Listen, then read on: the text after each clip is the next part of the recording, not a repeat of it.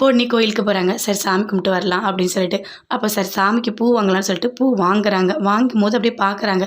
யாரோ ஒருத்தவங்க கரும்பில் அப்படியே தொட்டில் கட்டி ஒரு குழந்தைய போட்டு எடுத்துகிட்டு போகிறாங்க.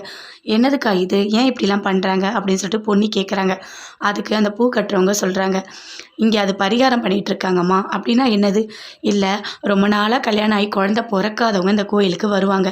வந்து வேண்டிப்பாங்க. வேண்டிக்கிட்ட உடனே அவங்களுக்கு குழந்த பிறக்கும். குழந்த பிறந்த உடனே அந்த கரும்பில் அந்த குழந்தைய அந்த தொட்டில் கட்டி அந்த குழந்தைய உள்ளே போட்டு அப்படியே தூக்கிட்டு கோயிலை சுற்றி வரணும். அது நல்லது அப்படின்னு சொல்கிறாங்க. ஓ அப்படியா, சரிக்கா அப்படின்னு சொல்லிட்டு பொன்னி அப்படியே யோசிச்சுட்டே சாமி கும்பிட்டு வீட்டுக்கு போகிறாங்க.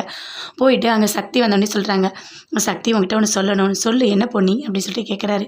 இல்லை, கோயிலில் ஒருத்தவங்க ஒரு கரும்பில் ஏனை மாதிரி கட்டி அதில் குழந்தைய போட்டு கோயில் சுற்றிட்டு இருந்தாங்க. நான் கேட்கும் போது குழந்தை இல்லாதவங்க இந்த பரிகாரத்தை பண்ணால் கண்டிப்பாக குழந்தை பிறக்கும்னு சொன்னாங்க. அதனால் அந்த பரிகாரத்தை நான் பண்ணலான்னு நினைக்கிறேன். நீங்களும் வரீங்களா அப்படின்னு சொல்லிட்டு பொன்னி கேட்குறாங்க.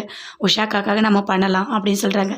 கண்டிப்பாக நான் வரேன் பொன்னி அப்படின்னு சொல்லிட்டு சக்தி சொல்கிறாரு. சரி அப்படின்னு சொல்லிட்டு 2 பேருமே போகிறாங்க கோயிலுக்கு. போயிட்டு அதே மாதிரி கரும்பெல்லாம் வாங்கிட்டு புடவை எல்லாமே வாங்கிட்டு போகிறாங்க. வாங்கிட்டு போயிட்டு அங்கே இருக்க ஐயர்கிட்ட சொல்கிறாங்க, எப்படி பண்ணணும் அப்படின்னா எல்லாமே அவர் சொல்கிறாரு, இந்த மாதிரி பண்ணணும் அப்படின்னு சொல்லிட்டு. அப்போ அவர் ஒரு பொம்மை மாதிரி கொடுக்குறாரு. அதை வந்து தொட்டியில் போட்டுக்கிறாங்க. அப்படியே கரும்பில் யானை கட்டி குழந்தைய போட்டு அப்படியே தூக்கிட்டு போகிறாங்க பொன்னி சக்தி 2 பேருமே. இதை ஒருத்தவங்க வந்து பார்க்குறாங்க. பார்த்தோன்னே சொல்கிறாங்க, என்ன உங்களுக்கு ரொம்ப நாளாக குழந்தை இல்லையா? அதனால தான் இப்படிலாம் பண்ணிகிட்டு இருக்கீங்களா?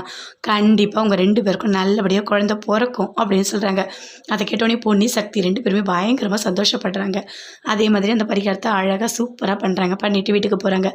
அப்போ போகும்போது சக்தி சொல்கிறாரு, பரவாயில்ல பொன்னி, நீ உஷாக்காக்காக இதெல்லாம் பண்ணிகிட்ருக்க, எனக்கு ரொம்ப சந்தோஷமாக இருக்குது அப்படின்னு சொல்கிறாங்க. இதில் என்ன இருக்குது? அவங்க ரொம்ப நாளாக குழந்தை இல்லாமல் இருக்காங்களா, ஒரு மாதிரி ஃபீல் பண்ணுறாங்க. எனக்கு அதுவே ரொம்ப வருத்தமாக இருக்குது. அதனால தான் நான் இதை பண்ணேன் அப்படின்னு பொன்னி சொல்கிறாங்க. ரொம்ப நல்லது பண்ணியிருக்க பொன்னி அப்படின்னு சொல்லிட்டு சக்தி பயங்கர